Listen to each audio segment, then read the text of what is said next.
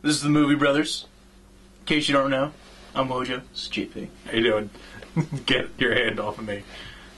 Okay, and today we're doing a TV report, and we're going to review The Finder. The Finder, Because yes. it comes back on this week. Thank God. I missed it. It's been gone for like about 2 or 3 weeks. Couple weeks now. It actually is an entertaining show. It's a procedural show, but it kind of has that... It has that campy feel. It reminds me of a USA show. I didn't think I'd see this on Fox. It reminds me of something I would see on USA. Yeah, I agree. It's a fun show. It's a lot of fun. Plus, Michael Clark Duncan is in it, so what is there not to like, really? Oh my God, awesome. he's amazing in that show too. And you know, and it's just a cool premise of a show too. It's not quite like you know, Breaking In or even Leverage. It has aspects to it, really, but not. It's different. It's a really cool show. It's its own procedural show. It is. How he has to find things. It's found his own. They found their own kind of niche idea with this, where I don't think anybody could really copy this idea. No, and I want to go to that bar.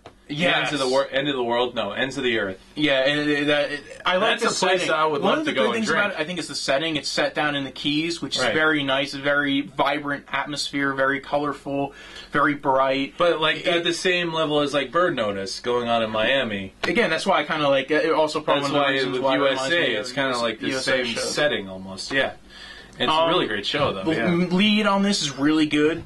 Yeah. I mean, if you're comparing it to other procedurals that have come out this year, like my problem with Grimm, I don't have that problem with this show. The lead is really good. Yeah. He has that presence. He makes you like him. And he's not like that kind of... Like, I don't sit there and go, oh, he reminds me of Abercrombie Model. He reminds me of everybody else I would normally see. You know, the lead actor's really good, and then the character backstory is really good. Yeah. And they also set it up with Bones. They had a crossover originally, and then they have some of their Bones characters cross over into this. So it's definitely a fun show. The nice setup. The side characters, Michael Clark Duncan, we already mentioned, plays pretty much a best friend partner kind of deal, kind of thing. Yeah, I guess you'd say. And there's the U.S. Marshal. He does a nice counterbalance to. I think they definitely pull off buddy cop really well in this. Yeah, even though they're not cops. Well, it's not cop, but it's still in that same genre. It's Right. still procedural with two guys that are like kind of the Yeah, like when they're together they argue, but when they're out in front of everybody else, it's like Psych. Like Psych is that same thing where it's it's still a buddy cop drama, even if it's not real two cops. Right. The girl Willa. Yeah, she's Her backstory is a lot more interesting than the other is sometimes. And I mean, like you bring gypsies into it, which is really like you don't expect that. That's not something you don't. It's cool to learn about, I guess, because it's not something that you. See every day in a movie or even in a TV show. Well, it gives you a look into another subculture, which that's is not involving like witches and demons. You know, it's like it's a subculture. Culture. It's something that people like. You know, it's not and it's something that people don't normally get to see. Right. And I'm not sure if they're doing it right or wrong. Right. I don't have know. no idea if gypsies are really pissed about this or not, but because the characters in the show are criminals. I don't know if. Well, gypsies, she's a criminal. Oh, the gypsies in it. Oh, the gypsies in it are criminals. Yeah. But for the most part. I hope the gypsy community isn't pissed that, they might be. I don't know. But anyway, it's very interesting to have those characters in the story as well. And there's a good arc into it. And then there's the one thing I think they haven't done well is the sexual tension between the other side character, the agent. Yeah, the agent with right. the U.S. Marshals, I think. The U.S. Marshal, yes. Yeah. They're like... She's a good like actress, and she's a good character. I just don't think the sexual tension's there. I don't think the chemistry of what you would be expecting... I mean, they're already sleeping together. I know, but that destroys the sexual chemistry. Right. That destroys that kind of tension. Which a lot of times... They had it in the beginning a little bit, but you didn't know they were... I think it's lost it a lot because they... Well, now they're together. They don't have... They're kind of constantly... That contract thing was funny, though. Yeah, that was funny. Article 6, paragraph B, they're inside. It's really funny, actually. Yeah, they have a relationship agreement. Friends with benefits. Contract. It's very funny. But, yeah, I guess you're right. I mean, now that they're together, and so early in the season, so early in the series... Yeah, I feel like there's not any of that tension. And that can go either way. They can change that up. Usually with those kind of things, they can change up how the relationship works. But I think it works for now. I think it does. I just don't feel that tension as much. I feel like she just relies on him a lot. It's not like Michael and Fiona. No, it's not much like different than that. It's not like Michael and Fiona. It's not like we're talking about Burn Notice, Right. Michael and Fiona on Burn Notice. Right. On Psych, Jules and Sean. And I feel like that's something that, for these kind of shows with procedurals, they usually like to include that because it works. It works. It's another thing that it's makes a side the show, story. There's another thing that makes the show different too. Is that they're making the main male character and the main female character actually be together for once, instead of having them have this conflict or tension between them, which is I mean, I think it works. I think it's interesting. I don't know if it works as far as causing tension. Plus, God bless him, because she's hot. She's very attractive, so my hat's off to him in the TV show. I don't know if it causes any more tension or drama. I feel like you felt the tension still in the first couple of episodes when you just thought, okay, they're friends with benefits. I think, I don't know, I feel like that, as far as the most recent episode or two, I don't feel it anymore. I don't feel that tension still. Well, yeah, because it's gone, because now they're just sleeping together on a regular basis. Yeah. There's no tension. It's all good. It's all good. It is. So good. But it's a great show. Everybody out there should watch it, because I didn't watch it at first. Then he told me about it, and I decided to go back and watch it. I started watching it, and I was like, this is a great show. I watched the first, I think it was 5 or 6 episodes just in a row, and that's why I was so sad and surprised when it had a bit of a hiatus here, but now it's coming back, so I'm glad. But the problem is it's coming back on Fridays. Is it? Yeah. Why is it bad? What happens to a lot of shows on Fridays? They get canceled? Yeah. Although Grimm got renewed, so you never know. And Grimm did get Fringe renewed. Survived on Fridays for quite a bit. Well, so. Fringe, the show's on Fox. You know, they tend to get canceled. If a show's on Fox and they put it on Fridays, it definitely... It's like you're on the chopping block, basically. You're lucky if you survive. Fringe is locked out. It's time to start getting That's why fans out there to get Subway. And Finder is on Fox. Right. Finder is on Fox, and it's on Friday. And now it's going to be moved to Fridays, where it used to be on a Thursday. As was Terra Nova. Terra Nova was on Fox too, right? Yeah, but it was never on a Friday. It was never on a Friday? No. Hell, that got canceled too. So sad. That I'm not too surprised. It didn't. You know what? I'm surprised. This is one of the. It wasn't one of the highest rated shows to ever get canceled. It was. I mean, it's unbelievable. So many people are watching the show. Why would you cancel it? And the thing is, it made great money, show. And that was surprising about it too. It actually made money, and then they still decided to cancel it. Awesome show, Terra Nova. I think it lagged in the beginning. The first episode was great. I actually liked the first episode, and I liked where it was setting it up. I feel like the first half of the season for Terra Nova kind of wonked off. I feel like the episodes were too predictable. There was nothing interesting about them. There were dinosaurs attacking everybody. A lot of the episodes didn't even show dinosaurs. Well, because they can't afford to show dinosaurs. It costs like $3 million an episode when dinosaurs are in them. But still. And then you had them switching over to regular bullets, which I didn't get. What I did like about Terra Nova, we're moving on to Terra Nova. We are. We're moved past Finder. In case you haven't we're on our yet. Fox tangent today. We are. Terra Nova, I like the characters. I like the actors. Sure. I really enjoyed Jason Omar. Mm-hmm. He was really good. I like the characters that they played.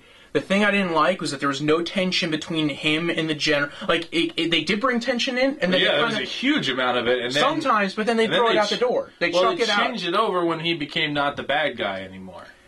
But I don't think they ever, I think they were trying to play it he was the bad guy, but at the same time, they never made him the bad guy. There was a huge amount of tension between him during the bulk of the season. First half of the season, and then all of a sudden, it was like... the end of the season, I think it was, there was questions of, is he the bad guy? Is he the bad guy? But in the beginning, I feel like when you find out about the body and there's some kind of shady things and whatnot. That was for the one episode he was the bad guy, and then all of a sudden he became the good guy again. That's true. I feel like there wasn't enough tension, and I feel like the other ones. What were the names of? Who are you talking about? The Sixers. The Sixers. The other side of the camp. Not the other side. The bad guys or the alternative group. And at the same time, the Sixers aren't even that bad.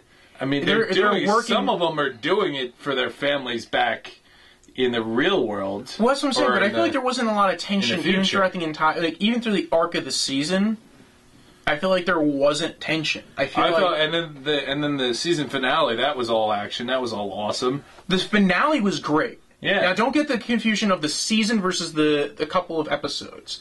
Me, personally, overall, as the season went, I feel like I would rate this as maybe a B, maybe a low B, whereas there were episodes that were A+ episodes. Like the first, the premiere, the finale. There were a couple towards the end that were really good, but like for the bulk, for the first 4 or 5 episodes after the premiere, I think it weighed off. Like I feel like you kind of felt like I feel like they're just putting in episodes just to buy your time, just to go ahead and be like, well, this is an episode on Terra Nova. So maybe I'm going to miss it. That's for sure. They set up that second season really well. Maybe somebody will pick it up or somebody will want to buy the rights to it. The problem is the people who have the money don't want to do it. They didn't end it like... Well, they did. There's a resolution, but they ended it on a real cliffhanger. You know, but I hope it gets picked up. I hope it's like Breaking In, where it gets picked up again, and they end up finishing it for a second season. I hope so. This is a great show. I do. I did enjoy it, but I felt to me it was more of a guilty pleasure enjoyment. Other shows like because of the characters, I feel like the strongest part of it was the characters, but there was nothing else happening for a lot of the episodes. While we're on the subject of shows that got canceled, these aren't current shows, but like Lie to Me was awesome. I can't believe they canceled that. That pissed me off so much. Did you watch it? I annoyed a lot of people. I loved Lie to Me. It was a great show. I didn't watch it on a consistent basis. Oh, it was so good. But I watched episodes of it, and I enjoyed a lot of the episodes. Good. But it wasn't like, okay, I have to go watch Lie to Me this week. So good. Such a good show. And great characters, and I was so pissed off when they said they weren't bringing it back. Mm-hmm. Another Fox casualty, damn it. Fox kills a lot of shows. Damn you, Fox! Even shows that make money. And a lot of times they do it, they'll put them on Fridays where it's like, that they're going to die anyway. You know, you had... I don't know if you watched this. This was going back a little bit. Did you watch Kings? No, I didn't watch Kings. Great show. Another one that got canceled. It was about... Well, I don't know how popular Kings was. I liked it. It was more of a... Not really a religious show, I shouldn't say, but... based on the story of King David in the Bible, but with a modern twist, obviously. God was mentioned quite a bit in the show, so it didn't appeal to a lot of people. But at the same time, it's not like you had to believe in the theology side of things in order to enjoy the show, which I think gets lost in a lot of these shows that end up have theology involved in it. At least seriously, you had that. You had. Are you talking about shows that got canceled by Fox? Yeah, shows that got canceled. Oh, there's been a ton because you had Firefly, you had Dark Angel, and that's going back. That's quite a few years. Eli Stone. Did you ever watch Eli Stone? No. I didn't. Amazing show. Amazing. Some shows don't have the viewership though, and sometimes it comes down to that.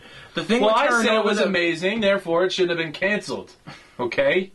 The problem Fox, are you watching this? I'm sure you are watching this. Executives at Fox. All of our viewers are actually Fox executives. I bet at least one of them are. Nobody who watches not going to be after this not episode. An executive. Yeah, right. But at least we had.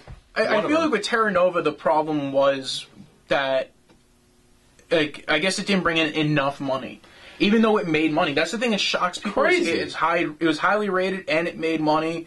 But it still didn't come back, and I think that's what surprised people. Were watching the show, though. I mean, like I said, it was one of the highest-rated shows to get canceled. Not the highest, but one of the highest. Like 10 million viewers. That's a lot of people.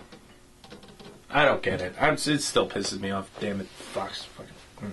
Anyway, I don't know. To me, for Terra Nova, for me, it was a guilty pleasure. I enjoyed it, but it was like I understand why it got canceled. Because those first, 4 episodes after that premiere, I'll miss it. The finale was great, the premiere was great, a couple of the later episodes were pretty damn good. I'll miss it, I definitely think it was a very brilliant idea, but I feel like they dropped the ball too many episodes for me to sit there and say, I hate you, Fox, for doing this. There have been better shows that have been canceled. Fucking Fox. God damn it. A lot of them by Fox, that's true. Not Megan Fox. No.